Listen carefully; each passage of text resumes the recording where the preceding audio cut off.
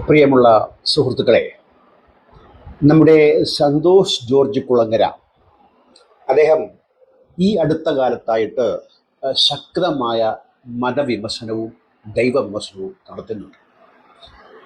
ഇത് എല്ലാ മതത്തെയും അദ്ദേഹം ഒരേപോലെ വിമർശിക്കുന്നുണ്ട്.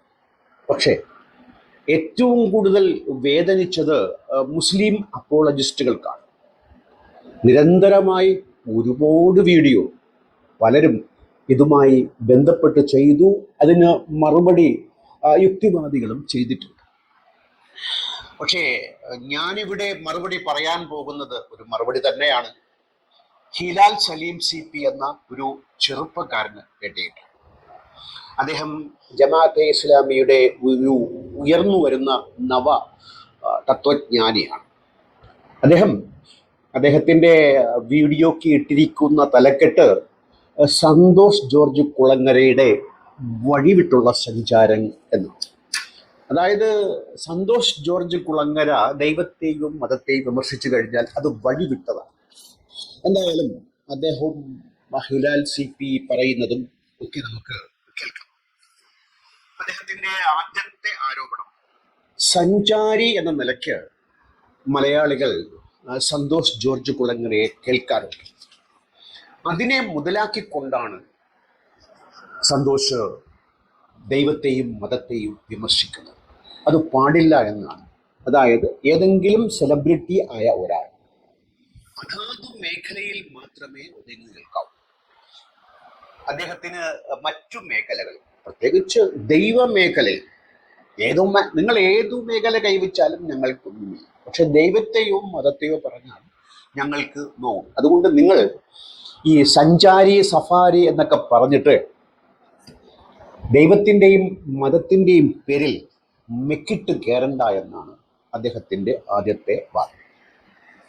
ഇതങ്ങ് പള്ളിയിൽ ചെന്ന് പറഞ്ഞാൽ മതി. കാരണം ഇവരെ ഒരു തരത്തിലും ബാധിക്കാത്ത LGBT-ക്കാരെ നിരന്തരം വേട്ടയാടുന്നവന്മാരാണിവർ. അവർക്ക് ബാധകമല്ലാത്തൊരു വിഷയമാണ്. എങ്കിലും സകല ആയുധവും എടുത്ത് ശത്രുവിനെ പോലെ പെരുമാറുന്ന LGBT-യോട് ഇവരാണ് പറയുന്നത് സന്തോഷ് ജോർജ് കുളങ്ങര അനാവശ്യമായി പലതിലും തലയിടുന്നു എന്ന്. പിന്നെ അദ്ദേഹം പറയുമ്പോൾ അദ്ദേഹത്തിൻ്റെ വിമർശനങ്ങൾ ബഹുമാനമില്ല എന്നാണ് ഇദ്ദേഹത്തിൻ്റെ ഒരു പരാതി. ഈ ബഹുമാനമെന്ന് പറയുമ്പോൾ അള്ളാഹുവിന് ബഹുമാനമുണ്ടോ? നബിക്ക് ബഹുമാനം ഉണ്ടായിരുന്നോ മറ്റുള്ളവരോട്? അല്ലാഹു അവിടുത്തെ ഒരു പ്രമാണിയെ അവൻ തൊലഞ്ഞു പോകട്ടെ എന്ന്, അവൻ്റെ തല നാശമടയട്ടെ എന്ന് ഖുർആനിൽ തന്നെ നാശം പ്രവചിച്ചിട്ടുണ്ട്. ഇത്തരം ഗ്രന്ഥങ്ങളെ വിശുദ്ധമെന്ന് തലയ്ക്കകത്ത് ഇടിച്ചു കയറ്റി വെച്ച ഒരു സുഹൃത്താണെന്ന് പറയുന്നത് ബഹുമാനത്തോടു കൂടി വിമർശിക്കണം. ഇനി വളരെ ബഹുമാനത്തോടു കൂടി തന്നെ മതത്തെ വിമർശിച്ചാൽ ഈ പേറ്റുനോവ് ഉണ്ടാകുമോ? തീർച്ചയായിട്ടും. അപ്പോഴും ഇതേ അസുഖം കുരു പൊട്ടി പുറമേ വരും. ഇപ്പം ഈ പറയുന്ന ബഹുമാനമില്ല എന്ന് പറയുന്നത് സന്തോഷ് ജോർജ് കുളങ്ങരയെ ഒന്ന് കൊച്ചാക്കാൻ വേണ്ടിയിട്ടാണ്. സന്തോഷ് പറയുന്ന മറ്റൊരു കാര്യം, ഈ പ്രാർത്ഥന അദ്ദേഹവും പ്രാർത്ഥിക്കാറുണ്ട് എന്ന് പറയും. ഇതൊരു ഊർജം കിട്ടാൻ വേണ്ടിയിട്ടാണ്, ഒരു സെൽഫ് സജഷൻ. അതാണ് ആധുനിക ശാസ്ത്രവും പ്രാർത്ഥനയ്ക്ക് കൊടുക്കുന്നത്. ഞാൻ എന്നോട് സംസാരിക്കുന്നു, എന്നോട് ആവശ്യപ്പെടുന്നു, എൻ്റെ ആവശ്യങ്ങൾ എന്നോട് തന്നെ പറയുന്നതാണ് ചുരുക്കത്തിൽ. ഇത് കേൾക്കാൻ മറ്റൊരു ദൈവമോ മറ്റൊരു ശക്തിയോ ഇല്ല എന്ന് മിക്കവാറും എല്ലാവർക്കും അറിയാം. ഇപ്പം രവിചന്ദ്രൻ പറയുന്നത് പോലെ ഈ വാലറ്റ് പോയ പല്ലിക്ക് വാൽ മുളയ്ക്കും, പ്രാർത്ഥിച്ചാൽ കൈ മുളയ്ക്കുമോ? ഇല്ലല്ലോ. അപ്പം സാധ്യമായതും സരളവുമായതൊക്കെ സംഭവിക്കും പ്രാർത്ഥന കൊണ്ട്. അല്ലാത്തവയൊന്നും പ്രാർത്ഥന കൊണ്ട് സംഭവിക്കില്ലെങ്കിൽ എല്ലാവരും പ്രാർത്ഥിക്കും.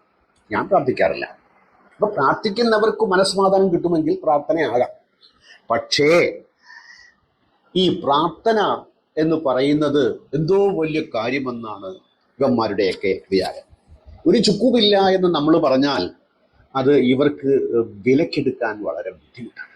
ഇപ്പം സന്തോഷ് ജോർജ് കുളങ്ങരയെ പോലെ ഉള്ള ഒരാൾ പ്രാർത്ഥനയ്ക്ക് മറ്റൊരു നല്ല ഒരു ഒരു വിശദീകരണം കൊടുക്കുമ്പോൾ കൊള്ളുന്നത് ഇവർക്കാണ്. ഇവർ ജീവിക്കുന്നത് തന്നെ പ്രാർത്ഥിക്കാൻ വേണ്ടിയിട്ടാണ്. നിങ്ങൾ ഏത് അപ്പോളജിസ്റ്റുകളുടെയും വർത്തമാനം കേട്ടാൽ അതിൽ ഉടനീളം മനുഷ്യന് എല്ലാ പ്രവൃത്തിയും മാറ്റിവെച്ചുകൊണ്ട് രാത്രി ഉറക്കളച്ച് പോലും പ്രാർത്ഥിക്കാൻ വേണ്ടി ഉദ്ബോധനം ചെയ്യുന്നവന്മാരാണ്. മനുഷ്യൻ അങ്ങനൊന്നും ചെയ്യാൻ പറ്റില്ല എന്നും ഇതൊക്കെ ഒരു സൈഡായിട്ട് വേണമെങ്കിൽ ചെയ്യാമെന്നുമുള്ള മനുഷ്യത്വത്തെക്കുറിച്ചുള്ള മാനവരുടെ സ്വതേയുള്ള തനത് രൂപത്തെക്കുറിച്ചുള്ള അജ്ഞതയാണ് ഈ പ്രാർത്ഥനയിൽ മുഴങ്ങി കേൾക്കുന്നത്. സന്തോഷ് പറഞ്ഞ മറ്റൊരു കാര്യം, മതം പറയുന്നതിന് ഏത് കാര്യം മതം പറഞ്ഞാൽ അത് ശാസ്ത്രം കൊണ്ട് പ്രൂവ് ചെയ്യാൻ പറ്റില്ല. ഇപ്പം ചന്ദ്രനെ പിളർക്കാൻ പറ്റുമോ? പറ്റില്ല. അത് ഒരാൾ 1400 വർഷങ്ങൾക്ക് മുമ്പ് സൗദിയുടെ ഒരു ഭൂപ്രദേശത്ത് നിന്നുകൊണ്ട് ഞാൻ ചന്ദ്രനെ പിളർന്നു എന്ന് പറഞ്ഞാൽ അത് മിഥ്യാധാരണയല്ലാതെ അതിനെ നമ്മൾ എങ്ങനെയാണ് ശാസ്ത്രീയമായി പ്രൂവ് ചെയ്യാൻ പറ്റത്തേയില്ല. ഈ കുട്ടി ഹിലാൽ സെഫി പറയുന്നത് ഡിപ്രഷൻ മാറാൻ വേണ്ടിയിട്ടാണ് പ്രാർത്ഥന എന്ന് SGK പറഞ്ഞു എന്നുപോലെ. അതായത് സന്തോഷ് ജോർജ് കുളങ്ങര പറയുന്നത് തനിക്ക് ഡിപ്രഷനുണ്ട്, ഡിപ്രഷനുള്ള ആളുകൾ പ്രാർത്ഥിച്ച് അത് മാറ്റാൻ വേണ്ടിയിട്ടാണ് പ്രാർത്ഥിക്കുന്നു എന്നാണ് ഈ കുട്ടിയുടെ അവകാശവാദം. അങ്ങനെ സന്തോഷ് ജോർജ് കുളങ്ങര പറഞ്ഞിട്ടേയില്ല. പറയാത്ത കാര്യം വെച്ചിട്ട് അദ്ദേഹത്തെ വിമർശിക്കാൻ വേണ്ടി വിമർശിക്കുകയാണ്. ഇവിടെ എന്തിനു വിമർശിക്കുന്നു? ഇതിൽ 2-3 കാരണങ്ങൾ ഞാൻ ഊഹിക്കുന്നു. ഒന്ന്, ഏറ്റവും നല്ല ഒരു സെലിബ്രിറ്റിയെ വിമർശിച്ചു കഴിഞ്ഞാൽ കിട്ടുന്ന മൈലേജ്. രണ്ടാമത്തെ കാര്യം, തന്നിൽ ഉറങ്ങിക്കിടക്കുന്ന താൻ വലുത് എന്ന് കരുതുന്ന മതത്തിനെതിരെയുള്ള വിമർശനങ്ങളെ സഹിക്കാനൊക്കാത്ത രീതിയിൽ ആത്മാർത്ഥമായിട്ടും ചെയ്യാം. അങ്ങനെ കുറെ പണിപ്പെട്ട് കുറെ വിവരങ്ങളൊക്കെ അയാൾ ശേഖരിച്ചിട്ടുണ്ട്. അതിനെ ഞാൻ അഭിനന്ദിക്കാതിരിക്കാൻ തയ്യാറല്ല. പയ്യൻ പ്രായപുണ്യം പറയാം. അദ്ദേഹത്തിന്റെ അറിവിന്റെ മുമ്പിൽ ഞാൻ അങ്ങേയറ്റം ബഹുമാനിക്കുന്നു. അദ്ദേഹം പറയുന്നത് ശാസ്ത്രത്തിന്റെ മേഖല വേറെ, മതത്തിന്റെ മേഖല വേറെ തന്നെയാണ്. നേരത്തെ നമ്മൾ പറഞ്ഞതുപോലെ മതം എന്ന് പറഞ്ഞു കഴിഞ്ഞാൽ കാൽപ്പനികതയിൽ ഊന്നിയുള്ള സങ്കല്പങ്ങളുടെ അടിസ്ഥാനത്തിൽ കെട്ടിപ്പൊക്കിയ കുറെ മിഥ്യാധാരണകളാണ്. ആ മേഖല വേറെ തന്നെയാണ്. അർത്ഥത്തിൽ പറയുന്നു എങ്കിൽ തന്നെ മതം അങ്ങനെയാണെങ്കിൽ ശാസ്ത്രം അങ്ങനെയല്ല. പ്രൂവ്ഡ് ആയിട്ടുള്ള തെളിയിക്കത്തക്ക രീതിയിലുള്ള കാര്യങ്ങൾ മാത്രമാണ് ശാസ്ത്രത്തിന്റെ മേഖലയെങ്കിൽ മതവും ശാസ്ത്രവും 2 മേഖലയിൽ തന്നെയാണ്. പുള്ളിക്കാരൻ ഒരു ഉദാഹരണം പറയുന്നുണ്ട്. കത്തി. ഈ കത്തിയെ മതം പറയുന്നത് നിങ്ങൾ പച്ചക്കറി അരിയാൻ വേണ്ടി ഉപയോഗിക്കും. മനുഷ്യൻ ചെയ്യുന്നത് മനുഷ്യനെ കുത്താൻ വേണ്ടിയിട്ടാണ്. ഹിലാൽ സിപിക്ക് ചരിത്രം അറിയില്ല. ലോകത്ത് ഏറ്റവും കൂടുതൽ ആയുധം ഉപയോഗിച്ചിട്ടുള്ളവരിൽ മതത്തിന്റെ സ്ഥാനം ഒട്ടും പിറകിലല്ല. ഇന്ന് ആധുനികമായ എന്ത് ഉപകരണം വന്നാലും അതിനെ വാങ്ങി മനുഷ്യർക്കെതിരെ ഉപയോഗിക്കാൻ ISIS അവർ AK-47 ബോംബ് അങ്ങനെ ആധുനികമായ എല്ലാ കത്തികളെയും ഉപയോഗിച്ച് കത്തി കയറുമ്പോഴാണ് ഹിലാൽ സിപി പറയുന്നത് കത്തി പച്ചക്കറി അറിയാൻ വേണ്ടി മാത്രമാണ് ഞങ്ങൾ ഉപയോഗിക്കുന്നത് എന്നാണ്. ഇതൊക്കെ ഒരുതരം എന്താ പറയുക, സ്വയം സമാധാനിക്കാൻ വേണ്ടി പറയുന്ന വർത്തമാനം എന്നല്ലാതെ പിന്നെ ശാസ്ത്രത്തിന് വാല്യൂസിനെ കുറിച്ച് ഉണ്ടാട്ടമില്ല. അങ്ങനെയാണോ? ശാസ്ത്രത്തിന്റെ മേഖല അതല്ല. വാല്യൂസും മൊറാലിറ്റിയും ഒക്കെ മനുഷ്യൻ അവന്റെ സാംസ്കാരികപരമായി പ്രാദേശികമായി കാലാകാലങ്ങളിൽ മാറ്റത്തിന് വിധേയമായി എന്നും പരിഷ്കരിക്കപ്പെട്ടുകൊണ്ടിരിക്കുന്ന ഒന്നാണ്.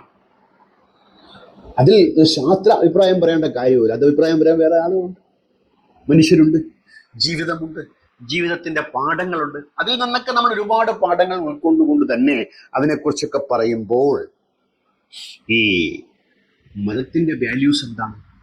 ഒറ്റ വാക്കിൽ പറയാം, 47 യുദ്ധം നബി ചെയ്തിട്ടുണ്ട്. അതിൽ നേരിട്ട് പങ്കെടുത്ത 10-20-25 യുദ്ധങ്ങളുണ്ട് എന്നാണ് എൻ്റെ ഓർമ്മ. ഇന്നത്തെ ഒരു രാഷ്ട്രീയ നേതാവിനെ എടുത്ത് പരിശോധിക്കുകയാണെങ്കിൽ അയാൾ നേരിട്ട് ചെയ്യുന്ന യുദ്ധം എത്രയാണ്? ഇപ്പം പല ഭാഗത്തും അങ്ങിങ്ങായി യുദ്ധമൊക്കെ ഇപ്പം നടക്കുന്നുണ്ട്. പക്ഷെ ഈ യുദ്ധത്തിനെയൊക്കെ താരതമ്യം ചെയ്യുമ്പോൾ പണ്ടേ കാലങ്ങൾ ഉണ്ടായിരുന്ന ഗോത്രയുദ്ധങ്ങൾ, രാഷ്ട്രയുദ്ധങ്ങൾ, മതയുദ്ധങ്ങൾ ഒക്കെ ഇന്ന് നിന്നുപോയി.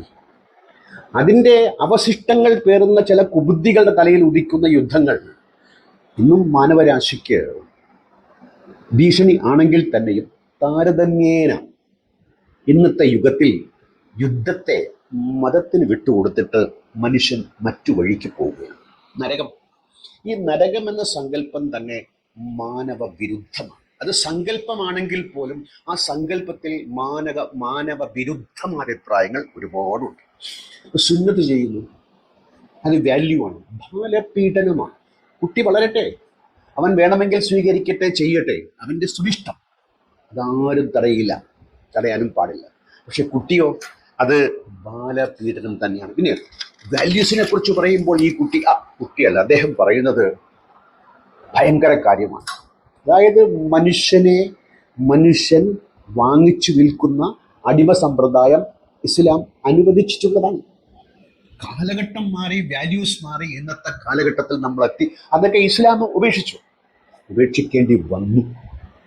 അതിലെ സ്ത്രീകളെ വിവാഹം ചെയ്യാതെ വ്യഭിചരിക്കാനുള്ള അനുവാദം നൽകുന്ന ഒരു ഗ്രന്ഥത്തെ തലയിൽ വെച്ചിട്ടാണ് ഈ വിദ്വാൻ പറയുന്നത് വാല്യൂസ്.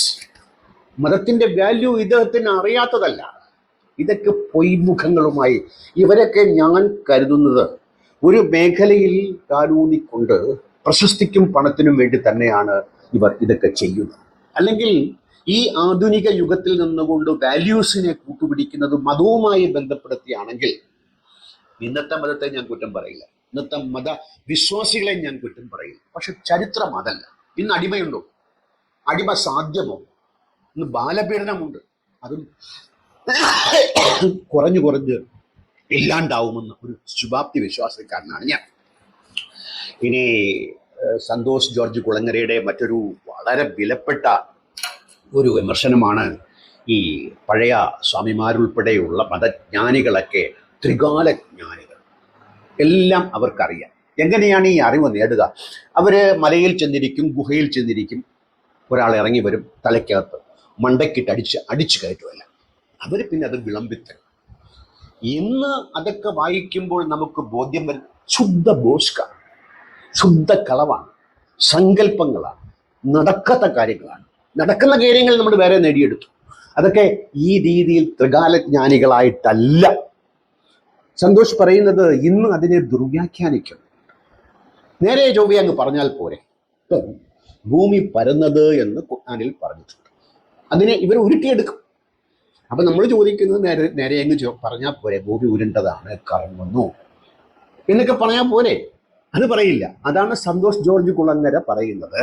ത്രികാലജ്ഞാനിയായിട്ട് കാര്യങ്ങൾ പറയാനുള്ള അറിവില്ലാത്ത മൗഢന്മാരാണ്, മഠയന്മാരാണ്, വിഡ്ഢികളാണ് ഇവരൊക്കെ. അതിന് തെളിവന്വേഷിച്ച് അവരുടെ ഗ്രന്ഥങ്ങൾ തപ്പിപ്പോയാൽ മതി. പുഷ്പക വിമാനം, ബഹിരാകാശ യാത്ര, അള്ളാഹുവിനെ കാണാൻ ഏഴാൻ ആകാശം, അങ്ങനെ എത്ര വിഡ്ഢിത്തം വേണമെങ്കിലും ചരിത്രത്തിൽ ഉടനീളം നമുക്ക് കണ്ടെത്താമെങ്കിൽ ഇതിൽ സന്തോഷ് ജോർജ് കുളങ്ങര പറഞ്ഞതാണ് ശരി. നിങ്ങൾ ത്രികാലജ്ഞാനിയാണെങ്കിൽ കൃത്യമായി കാര്യങ്ങൾ പറയുക. വ്യാഖ്യാനിക്കത്തക്ക രീതിയിൽ എന്തെങ്കിലും പറഞ്ഞുപോയി ആളുകളെ മൊത്തത്തിൽ കുഴപ്പത്തിലാക്കുന്ന ഈ വർത്തമാനം ഏത് കുതന്ത്രനും പറയാൻ സാധിക്കും. അതിന് ഹിലാൽ CP പറയുന്ന മറുപടി, എല്ലാ പഠനവും മതഗ്രന്ഥത്തിൽ ഉണ്ടാവില്ല.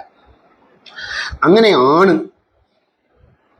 മതം അതിൻ്റെ ഗ്രന്ഥത്തെക്കുറിച്ച് അവകാശപ്പെടും. അങ്ങനെയാണ് നമ്മൾ കേൾക്കുന്നത്. ഒരു എൻസൈക്ലോപീഡിയ ആണ് മതമെന്നാണ് അവർ പറയുന്നതിൽ നിന്നും കേൾക്കുന്നത്. ബാക്കി ഒരു കാര്യമുണ്ട്. ഈ അല്ലാഹു സുബ്ഹാനഹു വ തആല അദ്ദേഹം ലൗഹുൽ മഹ്ഫൂദ് എന്നൊരു ഗ്രന്ഥം എഴുതി അങ്ങ് സൂക്ഷിച്ചിട്ടുണ്ട്. അത് ഒന്നാം ആകാശത്തിൽ ഇറക്കിക്കൊടുത്ത് 27 വർഷമായി നബിക്ക് അപ്പോഴപ്പോഴായി ഇൻസ്റ്റാൾമെന്റ് വ്യവസ്ഥയിൽ ഇറക്കിക്കൊടുത്താണ് ഖുർആൻ. അത് എല്ലാ കാര്യവും രേഖപ്പെടുത്തപ്പെട്ട ഗ്രന്ഥമാണ്. ഇത് എൻസൈക്ലോപീഡിയ ആണോ? ഇനി അഥവാ അതിനകത്തുള്ള എല്ലാ കാര്യങ്ങളും നബിക്ക് പറഞ്ഞു കൊടുത്തില്ലായോ? അത് കൊടുക്കാമായിരുന്നല്ലോ.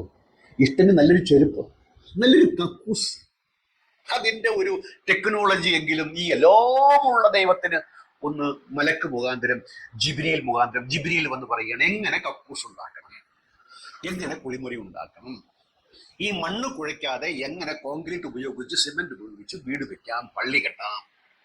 ഒന്നും പറഞ്ഞു കൊടുത്തില്ലല്ലോ. അപ്പം അറിയില്ല. പക്ഷെ അറിവുണ്ട് എന്ന നാട്യത്തെയാണ് ഈ ത്രികാലജ്ഞാനി എന്ന പദത്തിലൂടെ SJK ശരിക്കും കളിയാക്കുന്നത്.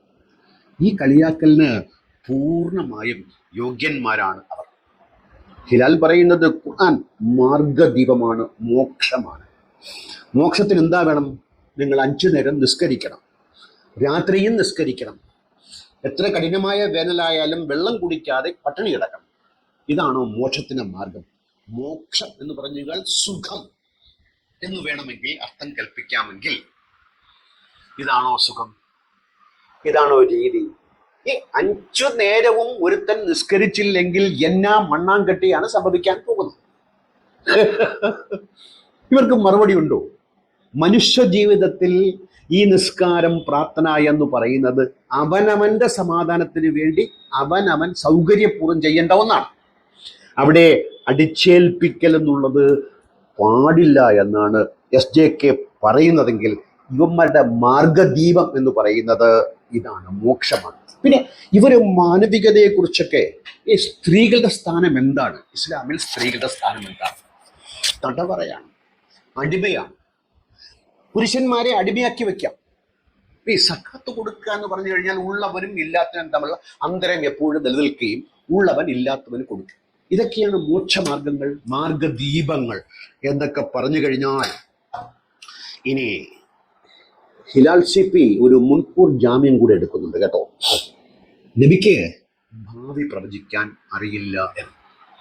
പക്ഷെ നിങ്ങൾ ഇസ്ലാമിന്റെ അപ്പോളജിസ്റ്റുകൾ, ഇന്നത്തെ അഭിനവ അപ്പോളജിസ്റ്റുകളുടെ വർത്തമാനം കേട്ടാൽ നാളെ ലോകം അവസാനിക്കാൻ പോകുന്നത് എന്തൊക്കെയാണ് സംഭവിക്കാൻ പോകുന്നതൊക്കെ വളരെ വളരെ വിലപ്പെട്ട പ്രവചനങ്ങൾ, ഏത് മിനിറ്റിൽ, ഏത് സെക്കൻഡിൽ, എവിടെ വെച്ച്, എങ്ങനെ എന്നുവരെ ഞാനൊരു വീഡിയോ കാണിക്കാം, കണ്ടു നോക്കൂ നിങ്ങൾ. നബി അലൈഹിസ്സലാം വന്നാൽ എന്താണ് ചെയ്യുക എന്ന് വ്യക്തമായി പ്രവാചകർ സല്ലല്ലാഹു അലൈഹി വസല്ലമ പഠിപ്പിച്ചിട്ടുണ്ട്. അതിൽപ്പെട്ട ഒന്നാണ് ദജ്ജാലിനെ വധിക്കുക. രണ്ടാമത്തെ ഒരു കാര്യമാണ് ജൂതന്മാർക്കെതിരെ യുദ്ധം നടത്തുക. ഈസാ നബി അലൈഹി ഇസ്ലാമിന്റെ ദൗത്യങ്ങൾ എന്തൊക്കെയായിരിക്കും എന്നാണ് പറയുന്നത്. ഒന്ന്, ഞാൻ നേരത്തെ സൂചിപ്പിച്ച പോലെ ദജ്ജാലിനെ വധിക്കുക. രണ്ടാമത്തേത് ജൂതന്മാർക്കെതിരെയുള്ള വ്യക്തമായ യുദ്ധം നടക്കുകയും മുസ്ലിങ്ങൾക്ക് വിജയം നേടിക്കൊടുക്കുകയും ചെയ്യുക. ഇത് ഈസാ നബി അലൈഹി ഇസ്ലാമിന്റെ ഒരു ദഅവത്താണ്. അതുപോലെ തന്നെ മറ്റൊന്ന് ഖത്ലുൽ ഖനാസീർ, നമ്മൾ പറഞ്ഞല്ലോ, പന്നികളെ കൊല്ലുക, അതുപോലെ തന്നെ കുരിശ് തകർക്കുക. ഇങ്ങനെ ഈസാ നബി അലൈഹി ഇസ്ലാം സമ്പൂർണമായും ഹക്കായ തൗഹീദ്, ഏകദൈവ വിശ്വാസം, അത് നടപ്പാക്കാൻ വേണ്ടിയുള്ള അദ്ദേഹത്തിന്റെ ധർമ്മസമരത്തിന്റെ ഭാഗമായി ജൂതന്മാർ അദ്ദേഹത്തിന് എതിരായി വരികയും അങ്ങനെ ജൂതന്മാരുടെ അവരെങ്ങനെ പ്രവചിക്കും? നബിക്കെല്ലാം അറിയാമെന്നാണ് ഇവന്മാരൊക്കെ പറയുന്നത്. പക്ഷെ അണ്ടിയോടടുക്കുമ്പോഴത്തേക്കും അദ്ദേഹത്തെ ഒന്നിനും കൊള്ളാത്തവനായി മാറ്റിക്കളയാനും ഇവർക്കും യാതൊരു മടിയില്ല. ഇതൊക്കെ കെട്ടിച്ചമച്ചതെന്നാണ് സന്തോഷ് ജോർജ് കുളങ്ങര പറഞ്ഞത്. കെട്ടിച്ചമച്ചത് തന്നെയാണ്, യാഥാർത്ഥ്യങ്ങളുമായി യാതൊരു ബന്ധവുമില്ലാതെ ആ കാലഘട്ടത്തിൽ ജീവിച്ച വ്യക്തി, ആ കാലഘട്ടത്തിന്റെ സന്തതിയായതെന്നുകൊണ്ട് പറഞ്ഞ, ഇന്ന് നമ്മൾ തിരിഞ്ഞു നോക്കുമ്പോൾ പുച്ഛമുള്ള കാര്യങ്ങളാണ്. അന്ന് ശരിയായിരിക്കാം, ഇന്ന് പുച്ഛമാണ് നമുക്ക് തോന്നുന്നത്. അതായത് ഈ നബി രാത്രി നിസ്കരിക്കാൻ വേണ്ടി ആളുകളെ നിർബന്ധിച്ചു. അങ്ങനെ രാവോളം നിന്ന് നിസ്കരിച്ചിട്ട് കാലിൽ നീര് വന്നു. പലർക്കും ജോലിക്ക് പോകാൻ പറ്റില്ല, നബിക്ക് നീര് വന്നു. അങ്ങനെ അതെടുത്തു മാറ്റി. ഇതൊക്കെയാണോ മാർഗദീപം? ഇതൊക്കെ കെട്ടിച്ചമച്ചതല്ലാതെ. ഇനി SJK, ഞാനിനി സന്തോഷ് ജോർജ് കുളങ്ങര എന്ന് പറയുന്നതിന് പകരം SJK എന്ന് പറയാം. SJK പറയുന്ന മറ്റൊരു കാര്യം, ഈ ഭൂമിയിൽ സംഭവിക്കുന്ന തെറ്റുകൾക്ക് ദൈവം അങ്ങ് നരകത്തിൽ പോയി ശിക്ഷിക്കാതെ ഇവിടെ തന്നെ ശിക്ഷിച്ചിരുന്നുവെങ്കിൽ എത്ര നന്നായേനെ. എന്താ ഈ ചോദ്യത്തിനൊരു കുഴപ്പം? ഇപ്പം നമ്മൾ കുറ്റവാളികളെ ശിക്ഷിക്കുന്നു. എങ്ങനെ? കുറ്റം ചെയ്തവൻ അതിൽ നിന്ന് മാറി വരാനും ബാക്കിയുള്ളവർ കുറ്റം ചെയ്യാതിരിക്കാനും കുറ്റത്തിന് വിധേയനായ ആളുകളുടെ മനസ്സമാധാനത്തിനും നഷ്ടപരിഹാരത്തിനും വേണ്ടിയിട്ടാണ് നമ്മൾ ശിക്ഷ വിധിക്കുന്നത്. നമ്മുടെ അറിവിൻ്റെ പരിമിതിക്കകത്ത് നിന്നുകൊണ്ട് നമ്മുടെ സംസ്കാരവുമായി ബന്ധപ്പെട്ട് നമ്മൾ പല ശിക്ഷാവിധികളും എല്ലാം അറിയുന്ന ലോകാവസാനത്തിന്റെ അവസാന സെക്കൻഡ് എങ്ങനെ ആയിരിക്കണമെന്ന് തീരുമാനിച്ച ദൈവത്തിന് ഇക്കാര്യത്തിൽ കുറ്റം ചെയ്തവരെ ഇവിടെ തന്നെ ശിക്ഷിക്കുകയാണെങ്കിൽ എന്ത് സംഭവിക്കും? കുറ്റമുണ്ടാവില്ല. ഇത് SJK പറയുമ്പോൾ ഈ കുട്ടിക്ക്, ഇയാൾക്ക് സഹിക്കുന്നില്ല. കുടഞ്ഞെണീറ്റ് ശക്തമായ രീതിയിൽ മറുപടി പറയുകയാണ്. എന്താ മറുപടി? ഈ മറുപടിയൊക്കെയാണ് ഭയങ്കര രസം. ഈ ഒരു വേലയ്ക്ക് പോകുമ്പോൾ തനിക്ക് കൊള്ളാവുന്ന വേലയാണ്, തനിക്ക് പറ്റിയ വേലയാണോ എന്ന് അല്പമെങ്കിലും പഠിച്ചു മെനക്കെട്ടിട്ട് പോയിരുന്നുവെങ്കിൽ വേണ്ടിയില്ല. ഇത് പ്രശസ്തിക്ക് വേണ്ടി വലിയ സെലിബ്രിറ്റിയെ വിമർശിക്കുമ്പോൾ ഞാനും 10 ആൾ അറിയട്ടെ എന്ന് വിചാരിച്ചിട്ട് ഇദ്ദേഹം ഇതിന് ഇറങ്ങി പുറപ്പെട്ടത് കൊണ്ടുണ്ടാകുന്ന അബദ്ധങ്ങളാണ് ഉണ്ടാകുന്നത്. അദ്ദേഹം പറയുന്ന ആ മറുപടി, അതായത് തെണ്ടിത്തരം കാണിക്കുന്നവനെ ഇവിടെ വെച്ച് തന്നെ ശിക്ഷിക്കണമെന്ന് SJK പറയുമ്പോൾ അതിൻ്റെ ഒരു യമണ്ടൻ മറുപടിയാണ് ഹിലാൽ സെബി പറയുന്നത്. എന്താ അത്? ഇദ്ദേഹം പറയുന്നത് പോലെ, അതായത് SJK പറയുന്നത് പോലെ കേൾക്കാനാണോ ദൈവം? എടോ സുഹൃത്തെ, അദ്ദേഹം പറയുന്നത് നടപ്പിലാക്കാവുന്ന മാർഗദർശകമായ വളരെയധികം ഉപകാരപ്രദമായ ഒരു കാര്യത്തെ നിർദ്ദേശിക്കുമ്പോൾ അദ്ദേഹം എവിടെയാ പറഞ്ഞത്? ഇദ്ദേഹം പറയുന്നത് പോലെ ദൈവം കേൾക്കാൻ വേണ്ടി. അങ്ങനെ കേട്ടിരുന്നുവെങ്കിൽ ദൈവം അടിമയായി പോകും എന്നാണ്. ഈ അടിമ മനോഭാവം എപ്പോഴും സന്തോഷ് എന്ത് അർത്ഥത്തിലാണ് പറഞ്ഞത് എന്ന് മനസ്സിലാക്കാനുള്ള കഴിവ് ഇയാൾക്ക് ഇല്ലാതെ പോകുന്നു എന്നൊരു ദുരവസ്ഥയാണ് ഇവിടെ നിലനിച്ചു കാണുന്നത്. ഇനി ഈ ലോകം പരീക്ഷണം നമ്മൾ പലപ്പോഴും പറഞ്ഞിട്ടുണ്ട്. ഈ പരീക്ഷണം എന്ന് പറയുമ്പോൾ സർവജ്ഞാനിയായ അള്ളാഹുവിനെ കളിയാക്കലാണ്. പരീക്ഷണം എന്ന് പറഞ്ഞാൽ അറിയാത്ത ഒരാൾ ചെയ്യുന്നതാണ് പരീക്ഷ. ദൈവം ചെയ്യുകയാണെങ്കിൽ ദൈവം സർവജ്ഞാനി എന്ന അവകാശവാദം തനിയെ ഉപേക്ഷിക്കേണ്ടി വരുമെന്നുള്ള കാര്യം. പിന്നെ സന്തോഷ് ജോർജ് കുളങ്ങര ദൈവത്തിൻ്റെ പരമ കാരുണികത്വത്തെക്കുറിച്ച് ചില വർത്തമാനം പറയും. ഈ ഇടയ്ക്കൊരു കുട്ടി കുഴൽക്കിണറിൽ വീണു, അല്ലാണ്ട് പ്രയാസപ്പെട്ടാണ് രക്ഷപ്പെടുത്തിയത്. ചില കുട്ടികൾ മരിച്ചു. ഇതൊരു പരമ കാരുണികന്റെ എന്തു ശിക്ഷയാണ് ഈ കുട്ടിക്ക് ദൈവം കൊടുത്തത്? എന്തിനാണ് ദൈവം ഒരു പരമ കാരുണികനാണോ എന്ന ചിന്തോദിതമായ ഒരു ചോദ്യം സന്തോഷ് ജോർജ് കുളങ്ങര മലയാളിയുടെ മുമ്പിൽ ഉന്നയിക്കുമ്പോൾ ഹിലാലിൻ്റെ ഭയങ്കരമായ ഒരു ആനമണ്ടത്തര മറുപടി എന്താണത്? അദ്ദേഹം ഒരു കഥ പറയുന്നു, ഒരു സാങ്കല്പിക കഥ. ഒരാൾ ഒരു ട്രെയിൻ കയറാൻ പോയി, ആ ട്രെയിൻ മിസ്സായിപ്പോയി. മിസ്സായത് എന്തെന്നറിയാവോ? അത് ട്രെയിനിൽ അപകടം ഉണ്ടാകാൻ പോകും, അതുകൊണ്ട് ഇവനെ മാറ്റണം ദൈവം. ഇതൊക്കെ പറയുമ്പോൾ ഉണ്ടാകുന്ന അപഹാസ്യമായ രീതികൾ ഈ ചങ്ങാതി അങ്ങനെ അങ്ങ് ഉൾക്കൊള്ളുന്നില്ല. അപഹാസ്യമായ മറുപടിയാണ്, ഒരു മറുപടിയല്ല. ദൈവം പരമ കാരുണികനാണോ എന്ന് തെളിയിക്കാനുള്ള ഒരുപാട് വഴികൾ ഇദ്ദേഹത്തിന് പറയാം. അങ്ങനെ കാരുണികനല്ല, അങ്ങനെ അവകാശപ്പെടാൻ പറ്റില്ല. അവിടെ സ്വയം എന്താ പറയുക, ഒരു അപഹാസ്യനായി തീർന്നുകൊണ്ട് മറുപടിക്ക് വേണ്ടി എന്തെങ്കിലും. അത് MM അക്ബറും അങ്ങനെയാണല്ലോ. ഇയാളുടെ തലതൊട്ടപ്പനായ MM അക്ബറും അത്തരത്തിലാണ് മറുപടി പറയുന്നത്. ഇനി മറ്റൊരു കാര്യം കൂടി, അയാൾ ഒരു സാങ്കല്പിക സംഭവം ഉണ്ടാക്കിക്കൊണ്ട് ഒരു യുക്തിവാദിയുടെ കുടുംബത്തെ ഒരാൾ ഭയങ്കരമായി ദ്രോഹിച്ചു. അയാൾക്കെതിരെ യുക്തിവാദി കേസ് കൊടുത്തു. കേസ് അങ്ങേയറ്റം സുപ്രീം കോടതിയിൽ പോയിട്ടും അയാളെ വെറുതെ. അപ്പോൾ എന്ത് സംഭവിക്കും? യുക്തിവാദി എന്ത് ചെയ്യുമെന്ന് അദ്ദേഹം ചിന്തിക്കുകയാണ്. ഒന്നുകിൽ ഈ കുറ്റം ചെയ്തവനെ കുത്തി മലർത്തും, കൊല്ലും, അല്ലെങ്കിൽ ഡിപ്രഷൻ അടിച്ച് ചത്തു. ഇതാണോ ഒരു യുക്തിവാദി ചെയ്യേണ്ടത്? യുക്തിപൂർവ്വം ചിന്തിക്കുകയാണെങ്കിൽ എൻ്റെ നാട്ടിലെ എൻ്റെ നിയമപീഠം എനിക്ക് ന്യായം തന്നില്ലെങ്കിൽ ഞാനത് സഹിച്ചുകൊണ്ട് നിയമപീഠത്തെയും ഇവിടുത്തെ വ്യവസ്ഥയെയും മാറ്റിമറിക്കാനുള്ള എൻ്റെ ജീവിത കാലയളവിൽ ചെയ്യാവുന്നത് ചെയ്തുകൊണ്ട് ഞാൻ ജീവിക്കും. അതാണ് യുക്തിഭദ്രം. അല്ലാതെ ഡിപ്രഷൻ എടുത്ത് കുറ്റവാളിയെ കത്തിയെടുത്ത് കുത്തുന്നതൊക്കെ, ഈ കുത്തിക്കൊല്ലൽ തലയെറുക്കലൊക്കെ മതത്തിൻ്റെതാണെങ്കിൽ ആ മനോഭാവത്തിൽ നിന്ന് അക്കാര്യം യുക്തിവാദികളുടെ മേലിൽ അടിച്ചേൽപ്പിക്കുകയാണ്. പക്ഷേ ദൈവവിശ്വാസി എന്ത് ചെയ്യും? അയാൾ ദൈവത്തിൽ അർപ്പിക്കുമെല്ലാം. ഹോപ്പ്, ദൈവം, ഇത് വെറും ഹോപ്പാണ്. സന്തോഷ് ജോർജ് കുളങ്ങര നേരത്തെ ചോദിച്ചതുപോലെ ന്യായം ഇവിടെ കിട്ടണം. രോഗം ഇവിടെയാണെങ്കിൽ മരിച്ചിട്ടല്ല മരുന്ന് കിട്ടേണ്ടത്, ഇപ്പൊ കിട്ടണം മരുന്ന്, എങ്കിലല്ലേ രോഗത്തിന് മരുന്നാവുള്ളൂ. അല്ലാതെ നീ മരിച്ചോ ഞാൻ സ്വർഗത്തിൽ വരുമ്പോൾ മരുന്ന് തരാമെന്ന് ഇത് വെറും കെട്ടിച്ച വെച്ച കാലഹരണപ്പെട്ട ഇനി അടുത്ത തലമുറ പുച്ഛിച്ചു തള്ളാൻ പോകുന്ന കാര്യങ്ങൾ എന്നല്ലാതെ. ഇതൊക്കെ ഒരു സെലിബ്രിറ്റിയായി നിന്നുകൊണ്ട് സന്തോഷ് ജോർജ് കുളങ്ങര പറയുമ്പോൾ ഇവർക്കൊട്ടും സഹിക്കില്ല. സാധാരണഗതിയിൽ ഇവരിതൊക്കെ ഉൾക്കൊള്ളാൻ തയ്യാറല്ല. ഇവരെന്നൊക്കെ പറയുമ്പോൾ ഒരുപാട് ആളുകൾ അതിൽ നിന്നൊക്കെ മാറി വരുന്നുണ്ട് കേട്ടോ. ഒരു പിടി ആളുകൾ എന്ന് അതിനെ മാറ്റി. വളരെ കറകളഞ്ഞ ഒരു ആക്ഷേപം കൂടി സന്തോഷ് ജോർജ് കുളങ്ങര ഉന്നയിക്കുന്നുണ്ട്. മനസ്സും കാലഘട്ടവും ഇരുണ്ട യുഗത്തിൽ നിന്നാണ് ഇവരൊക്കെ വന്നത്. കഴിഞ്ഞ യുഗങ്ങൾ ഇരുണ്ട യുഗം തന്നെയായിരുന്നു. അത് അന്ന് ജീവിച്ചവരുടെ കുഴപ്പമല്ല. മനുഷ്യൻ പടവുകൾ താണ്ടിയാണ് ഉയർച്ചയിലേക്കും ശരിയിലേക്കും അടുത്തുകൊണ്ടിരിക്കുന്നതെങ്കിൽ ആ കാലഘട്ടങ്ങളൊക്കെ ഇരുണ്ടത് തന്നെയായിരുന്നു. അടിമ അടിമഭോഗം, സ്ത്രീകളുടെ വിവേചനം, പിന്നെ അങ്ങനെ അങ്ങനെ നമ്മൾ ഇരുണ്ട യുഗത്തിൻ്റെ ഒരുപാട് മാറാപ്പുകൾ ഖുർആനിൽ കാണാൻ സാധിക്കുമെങ്കിൽ ഇതിനെ ഇരുണ്ട യുഗമെന്നല്ലാതെ വെള്ളി വെളിച്ചത്തിന്റെ യുഗമെന്ന് വിളിക്കാൻ എന്താ കേവല വിശ്വാസിയാണോ? സന്തോഷ് ജോർജ് കുളങ്ങര ആ വിശ്വാസത്തെ ഇന്നും തുടരുന്നത് ശരിയല്ലെന്ന്, ആ ഇരുണ്ട കാലഘട്ടത്തിന്റെ ജൽപ്പനങ്ങളെ അതേപടി അനുസരിക്കുന്ന മതവിശ്വാസികളോട് നിങ്ങൾ വീണ്ടും വിചാരണം ചെയ്യണമെന്ന ഒരു പുരോഗമന അഭിപ്രായമാണ് സന്തോഷ് ജോർജ് കുളങ്ങര മുന്നോട്ട് വെക്കുന്നതെങ്കിൽ ഹിലാൽ CPയുടെ മറുപടി ഈ കാലഘട്ടം മെച്ചമാണെന്നും കഴിഞ്ഞ കാലഘട്ടം വളരെ മോശമാണെന്നും പുച്ഛത്തോടു കൂടി തന്നെ സന്തോഷ് ജോർജ് കുളങ്ങര സംസാരിക്കും. അയാൾ പുച്ഛം കാണിക്കുന്നുവെങ്കിൽ അത് മാറ്റിവെക്കൂ. അയാൾ പറഞ്ഞ നല്ല കാര്യം എടുത്തു നോക്കൂ. ഈ കാലഘട്ടമാണോ കഴിഞ്ഞ കാലഘട്ടങ്ങളാണോ ശരി? ഏതു മനുഷ്യരും സ്വന്തം ജീവിതം കൊണ്ട്, ഞാൻ പറഞ്ഞുവല്ലോ, ഒരു കേവലം കക്കൂസ് പോലും ഇല്ലാത്ത ആളുകളാണ് നമ്മുടെ രാജാക്കന്മാരും. കേവലം ഒരു പേപ്പട്ടി ആഞ്ഞു വന്നൊന്ന് കടിച്ചിരുന്നുവെങ്കിൽ മരുന്നുണ്ടായിരുന്നു. ഒരു പാമ്പ് കൊത്തിയിരുന്നെങ്കിൽ മരുന്നുണ്ടായിരുന്നല്ലോ. ഒരുപാട് ആളുകൾ അങ്ങനെ മരിച്ചിട്ടുണ്ട്. അങ്ങനെ മരിക്കാത്തവരുടെ മക്കളാണ് നമ്മൾ.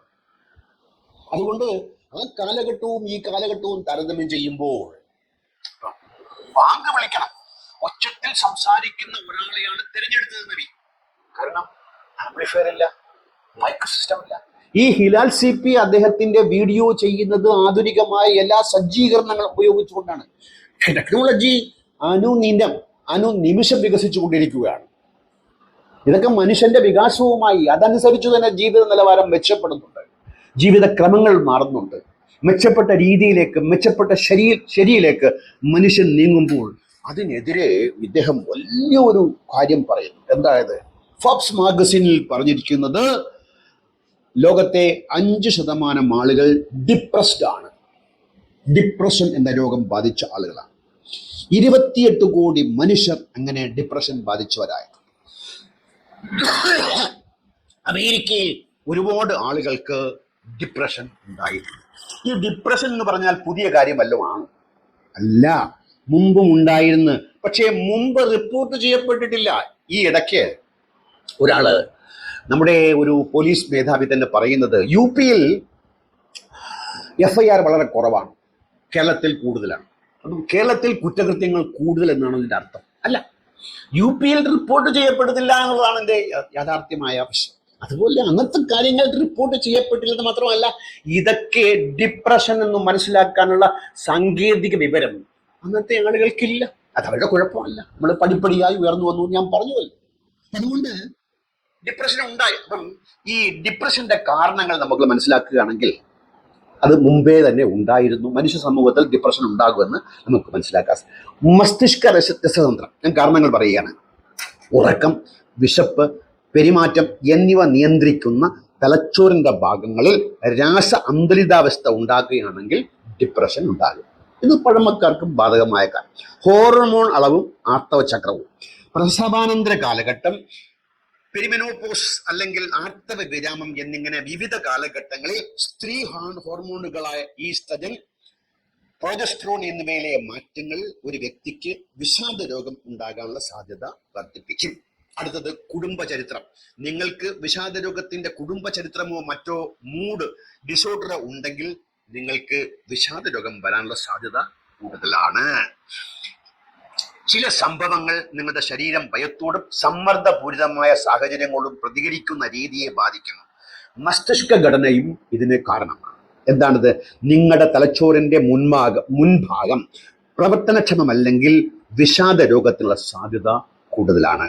മെഡിക്കൽ അവസ്ഥകൾ: വിട്ടുമാറാത്ത അസുഖം, ഉറക്കമില്ലായ്മ, വിട്ടുമാറാത്ത വേദന, പാർക്കിൻസൺസ് രോഗം, സ്ട്രോക്ക്, ഹൃദയാഘാതം, ക്യാൻസർ എന്നിങ്ങനെ ഒരുപാട് കാരണങ്ങൾ അതിൻ്റെ പിന്നുണ്ട്. ലഹരി വസ്തുക്കളുടെ ഉപയോഗം, മറ്റും ഒക്കെ ഇങ്ങനെ ഒരുപാട് കാര്യങ്ങൾ എന്തുകൊണ്ട് ഡിപ്രഷൻ ഉണ്ടാകുന്നുവെന്നും എന്താണ് ഡിപ്രഷൻ എന്നാണ് അതിനെ ചികിത്സിച്ച് ഭേദമാക്കാനുള്ള മരുന്നുകൾ ഉൾപ്പെടെ കണ്ടെത്തിക്കൊണ്ട് നിൽക്കുന്ന ഈ സമൂഹത്തോട് ഇയാൾ ഇതിനെയൊക്കെ കാരണം എന്താ, ഈ ഇന്നത്തെ ആധുനിക അവസ്ഥയുടെ കാരണത്തെ മോശമാക്കി ഇന്നത്തെ കാലഘട്ടം മോശമെന്ന് പറയാൻ വേണ്ടി പറയുന്നതാണ് 5% ആളുകൾ ഡിപ്രസ്ഡ് മൂഡിലാണ്, ഡിപ്രഷൻ ബാധിച്ചവരെന്നാണ്. ഞാൻ മറ്റൊരു കഥ പറയാം. ഡോക്ടർ എൻ മുഹമ്മദ് അലി അദ്ദേഹത്തിൻ്റെ മുഹമ്മദ് എന്ന മനുഷ്യനിൽ മുഹമ്മദ് നബിക്ക് എപ്പിഫീനിക് എക്സ്പീരിയൻസ്, അതൊരു ഡിപ്രഷനാണ്, അതൊരു മാനസികാവസ്ഥയാണ്, വ്യതിരിക്തമായ മാനസികാവസ്ഥയാണ്. കാണാത്തതിനെ കാണുക, കേൾക്കാത്തതിനെ കേൾക്കുക. ഡിപ്രഷൻ ആണോ? അന്ന് ആളുകൾ ജൽപ്പനം നടത്തുമ്പോൾ നമ്മൾ ഇന്ന് സംശയിക്കുന്നത് അവർക്ക് മാനസിക രോഗം ഉണ്ടായിരുന്നു എന്നാണ്. തെളിവുകൾ ഇപ്പം ഉസ്മാൻ ഖബർസ്ഥാനം കണ്ടാൽ വാവിട്ട് പൊട്ടിക്കരഞ്ഞ് കരയുമായിരിക്കും എന്നാണ് ഹദീസ് ഞാൻ കേട്ടത്. ഇന്നിപ്പോ ശ്മശാനം കണ്ടാൽ പൊട്ടിക്കരയാമെങ്കിൽ അതിനെ സമയം ആര് പൊട്ടിക്കരയും? ശ്മശാനം കണ്ടാൽ ഇപ്പൊ ബന്ധുവോ ബന്ധുമിത്രാദിയോ അടക്കം ചെയ്യപ്പെടുകയാണെങ്കിൽ നമ്മൾ ചിലപ്പോൾ കരയുന്നു വരും, അപ്പോഴും കരയില്ല, അത് വേറെ കാര്യം. ഇവരൊക്കെ പല സഹാബാക്കളും ഒരുപാട് കള്ളക്കഥകൾ പറഞ്ഞു പ്രചരിപ്പിച്ചവരാണ്. നബി അതിന് കൈയടിച്ച് പ്രോത്സാഹിപ്പിച്ചു. നബി മെഹ്റാജിന് പോയി എന്ന് പറഞ്ഞപ്പോഴത്തേക്കും അബൂബക്കർ പറഞ്ഞു അദ്ദേഹം പറഞ്ഞിട്ടുണ്ടെങ്കിൽ പോയിട്ടുണ്ട്.